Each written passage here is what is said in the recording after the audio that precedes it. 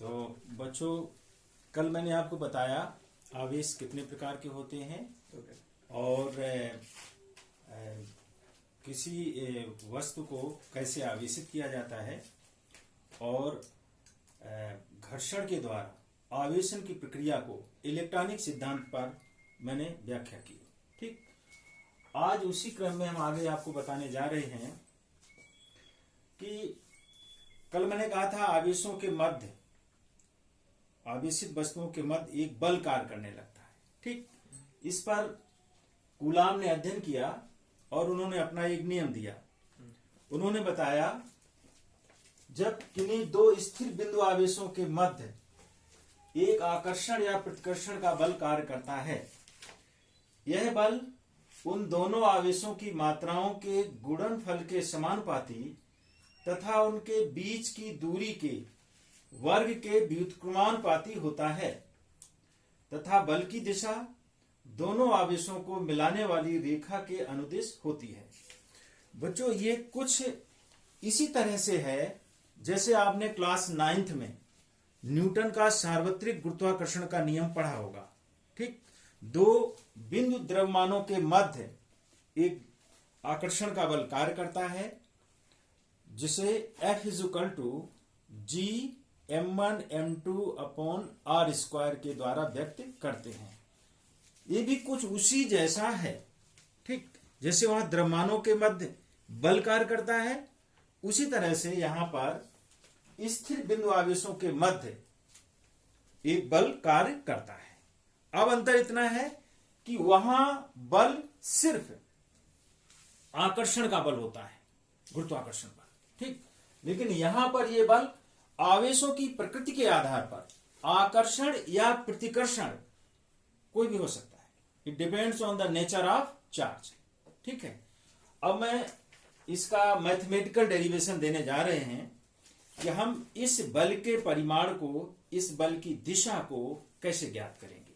ठीक, हम मान लेते हैं, माना दो बिंदु आवेश हैं। पहला बिंदु आवेश ये है Q1 और दूसरा बिंदु आवेश है ये Q2।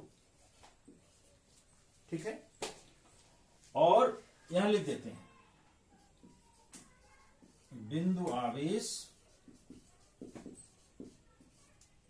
Q1 व Q2 जो एक दूसरे से स्मॉल r दूरी पर स्थित हैं। ठीक, Q1 और Q2 इनके बीच, इनको दोनों को मिला देते हैं एक लाइन से हम। ठीक, इनके बीच की दूरी है r।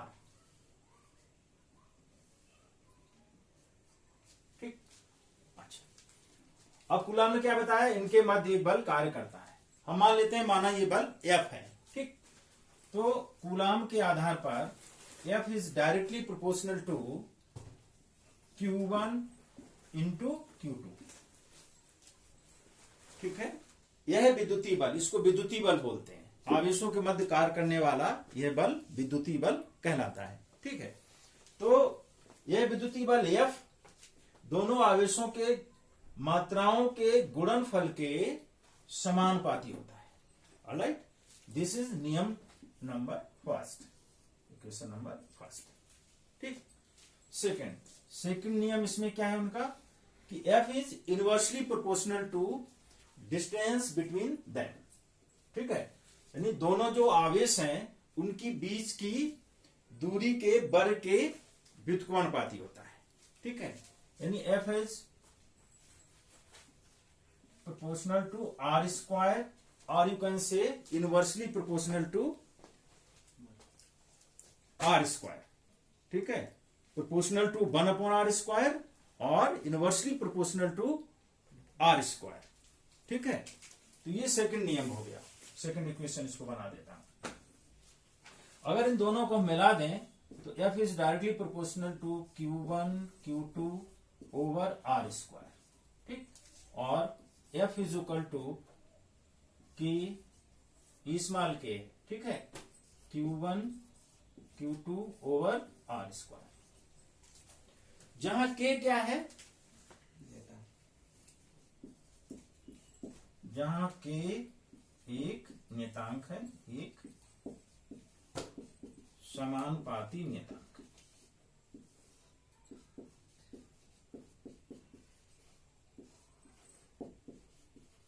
ठीक, समानुपाती नियतांक। इसका मान आवेशों के मात्रक, उनके बीच की दूरी r के मात्रक, ठीक, और जिस माध्यम में ये आवेश रखे गए हैं उस माध्यम पर निर्भर करता है। ठीक, अध्ययन करके पाया गया है कि यदि ऐसा यूनिट में इनको लिया जाए, यानी आवेश को कूलाम में और बीच की दूरी r को मीटर में लिया जाए, तो k का मान, then the value of k is equal to 9 into 10 to the power 9। k का मान 9 गुणा 10 पे घात 9 के बराबर पाया जाता है। ठीक, इसका मात्रा लिख दो, newton metre square over coulomb square, इतनी इसकी वैल्यू होती है। ठीक, अच्छा, बाद में सुविधा अनुसार आगे बहुत सारे ऐसे सूत्र आएंगे। ठीक है, इस वैल्यू को 1/4πε0 में कन्वर्ट कर लिया गया। ठीक, k is equal to 9 into 10⁹ जो है, इसको किसमें कन्वर्ट कर लिया गया, k इज इक्वल टू 1/4πε0 या नॉट, जो कुछ भी आपका है। ठीक है, इसमें कन्वर्ट कर लिया गया। ठीक, तो इस आधार पर आप कह सकते हो कि 1/, अच्छा, यहां पर एक चीज आप देख रहे हैं, ε0 आया हुआ है। ठीक है, इसे हम माध्यम की विद्युतशीलता कहते हैं। क्या कहते हैं, माध्यम की विद्युतशीलता। अभी विद्युतशीलता क्या है, विद्युतशीलता क्या चीज है? देखिए, पदार्थ दो तरह के होते हैं, सुचालक और कुचालक। आगे चल के फिर आपको बताएंगे तीसरे अर्धचालक। ठीक है, तीन तरह के हो गए। यहां मैं अभी आपको बता रहा हूं कि जैसे कोई पदार्थ है, कोई माध्यम है, तो उस माध्यम में कांच हो सकता है, तेल हो सकता है, पैराफिन हो सकता है, ठीक है, कागज हो सकता है, प्लास्टिक हो सकता है, हवा या निर्वात हो सकता है। ठीक है, तो जो हवा या निर्वात है उसके लिए हम ε0 लेते हैं। हवा या निर्वात की जो विद्युतशीलता होती है उसको हम ε0 से व्यक्त करते हैं। ठीक, अब आप सोच रहे होंगे कि हवा या निर्वात में विद्युतशीलता होती है, यहां होती है, विद्युतशीलता होती है इसमें, यानी इसमें विद्युत का स्थानांतरण होता है क्या? नहीं होता है।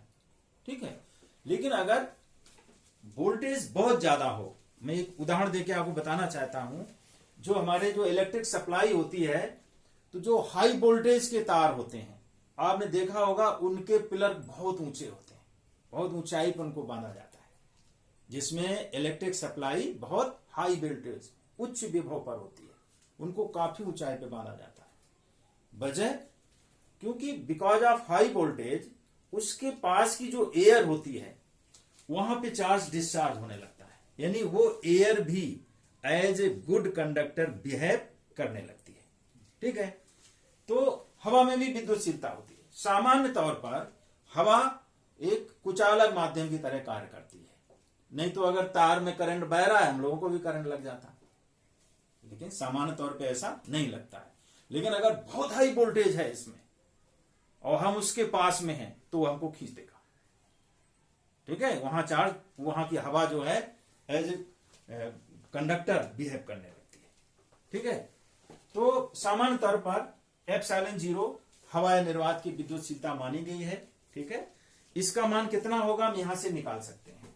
मैंने आपको माना था कि जब ऐसा यूनिट में इनकी वैल्यू लेते हैं तो के की वैल्यू इतनी आती है, तो इस आधार पर 1/4πε0 इज इक्वल टू 9 इंटू 10⁹ ये ले सकते हैं। ठीक है, यहां से ε0 बराबर क्या हो जाएगा, ε0 बराबर क्या हो जाएगा, 1/4πε0 इंटू 9 इंटू 10⁹9। ठीक है, इसको अगर हम हल करें, ऊपर मैं साफ कर देता हूं, इसको अगर हल किया जाए तो एप्सिलॉन नॉट, एप्सिलॉन नॉट इसकी वैल्यू आती है 8.85 इंटू 10⁻12। ठीक है, और इसका मात्रक क्या हो जाएगा, कूलाम स्क्वायर, ठीक, प्रति न्यूटन मीटर स्क्वायर। ठीक है, ये इसका मतलब हो जाएगा। अच्छा, यहां तक कोई दिक्कत तो नहीं किसी को? ठीक है, और थोड़ा सा आगे बढ़ते हैं। अब मान लो, ये तो मैंने आपको बताया हवा निर्वात के लिए। मान लो हमारा माध्यम जो है कोई कुचालक पदार्थ है, यानी हमारे दोनों आवेश Q1 और Q2 किसी परावैद्युत माध्यम में रखे गए हैं। कहां रखे गए हैं? परावैद्युत माध्यम। अब परावैद्युत क्या होता है? देखो, कुचालक पदार्थों को हम परावैद्युत पदार्थ कहते हैं। परावैद्युत यानी विद्युत से जो परे है, जैसा उसका हिंदी नाम है, ठीक है ना, तो इन्हें हम कुचालक पदार्थ कहते हैं। ठीक, उसके लिए साइंटिफिक वर्ड क्या यूज किया गया है? परावैद्युत। ठीक है, अच्छा, हवा या निर्वात के लिए इसकी वैल्यू 1 होती है। ठीक, बाकी सभी कुचालक पदार्थों के लिए परावैद्युत मान उनका जो है, जिसे हम परावैद्युतांक कहेंगे, सदैव 1 से अधिक होता है। ठीक है, तो अगर ये किसी कुचालक माध्यम में दोनों आवेश रखे हैं, उस स्थिति में हमारा सूत्र हो जाएगा F = 1/4πε0k into Q1 Q2 R²। बोलो, ठीक है, जहां K क्या है? माध्यम का परावैद्युतांक। जहां K माध्यम का परावैद्युतांक, जहां K माध्यम का परावैद्युतांक। ठीक है, अच्छा, अब यहां पर जो हमारा K की वैल्यू अगर हम 1/4πε0 लिख दें, तो निर्वात के लिए ये तो माध्यम हो गया, परावैद्युतांक वाला माध्यम हो गया, तो इसको हम Fm से रिप्रेजेंट कर सकते हैं। ठीक है, Fm यानी एक परावैद्युत माध्यम में F का मान, denoted by letter Fm। So Fm = 1/4πε0k into Q1 Q2 R²। ठीक, लेकिन हवाया निर्वात के लिए आप सिंपली लिख सकते हो F = हवाया निर्वात के लिए क्या लिख सकते हैं? F =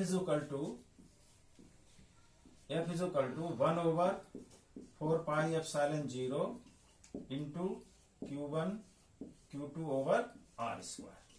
ठीक, इसे हम इक्वेशन नंबर 1 कर देते हैं और इसको इक्वेशन नंबर 2 कर देते हैं। ठीक है, तो 2 में 1 का भाग देने पर, 2 में 1 का भाग देने पर लिख दो, समीकरण 2 में समीकरण 1 का भाग देने पर, ठीक, क्या आ जाएगा? F/Fm, F/Fm left hand side, ठीक, equal to right hand side, ये वैल्यू अपॉन ये वैल्यू। ठीक, तो जब आप इसमें इसका भाग देंगे, सब कैंसिल हो जाएंगे, सिर्फ क्या बचेगा? Only K। क्लियर? तो right here F/Fm = capital K। ठीक है, तो यहां से आपको जो है K की एक डेफिनेशन भी मिल जाती है, अभी हम डिफाइन करेंगे। ठीक, हमने आपको दो सूत्र बताए,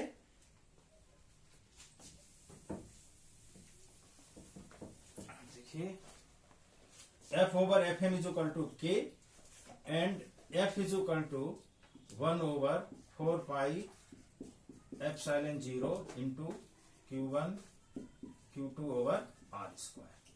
ठीक, यहां से हम आपको दो डेफिनेशन देंगे। नंबर एक, एफ और F M is equal to K, यहां से हम के की परिभाषा देंगे। के की परिभाषित आप यहां से कर सकते हो, के की परिभाषा आप यहां से दे सकते हो। ठीक है, हाँ बोलो, कुछ कहना चाहते हो, बोलो। अच्छा ठीक, तो के किसके बराबर होता है? What happened? अच्छा, फिनिश होगी। अच्छा ठीक, तो एफ कौन सा बल है? जब दोनों आवेश हवा या निर्वात में रखे हैं तब लगने वाला बल एफ है। ठीक, और जब दोनों आवेश किसी परावैद्युत माध्यम में रखे हुए हैं तब लगने वाला बल क्या है? F in any medium, M for any medium. ठीक, यानी एफ एम। ठीक, तो यहीं से आप जो है इसको डिफाइन कर सकते हो। कैसे? हवा या निर्वात में रखे दो बिंदु आवेशों के मध्य लगने वाला बल तथा किसी माध्यम में रखे, किसी परावैद्युत माध्यम में रखे दो बिंदु आवेशों के मध्य लगने वाले बल के अनुपात को उस माध्यम का परावैद्युतांक कहते हैं। क्लियर? समझ में आ गया? ठीक, अच्छा। दूसरी चीज, इसको हम इस तरीके से व्यक्त करेंगे। यहां पहले इसको हम चलो के ले लेता हूं, कैपिटल के। मानो परावैद्युतांक वाला माध्यम है तो यहां पर एप्सिलॉन 0 की जगह क्या आ जाएगा? एप्सिलॉन 0 के।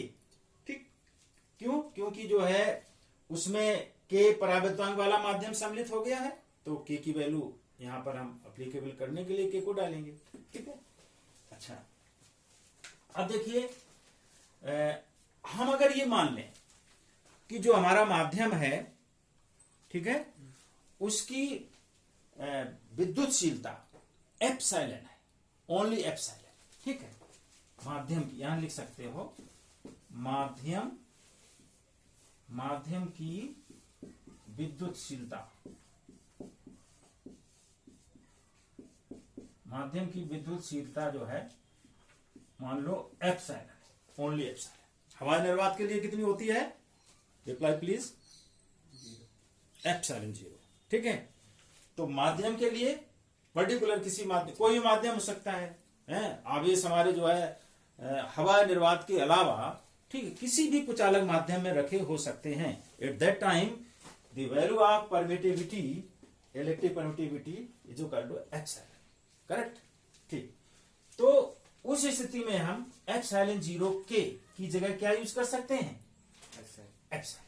ठीक है, तो हमारा सूत्र क्या हो जाएगा? इधर लिखता हूं,